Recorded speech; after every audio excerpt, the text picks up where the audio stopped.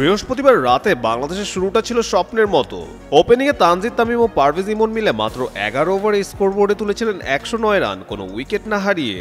152 রানের লক্ষ্য তখন বেশ সহজই মনে হচ্ছিল, কিন্তু এরপরই হঠাৎ করে ধসে পড়ে বাংলাদেশের মিডল অর্ডার। ইমনের বিদায়ের পর রশিদ খানের ঘূর্ণি জাদুতে একে একে সাজঘরে ফিরেন সাইফ হাসান, তানজিদ, জাকের আলী ও শামীম হোসেন। এরপর নূর আহমেদ ফিরিয়ে দেন তানজিম সাকিবকে।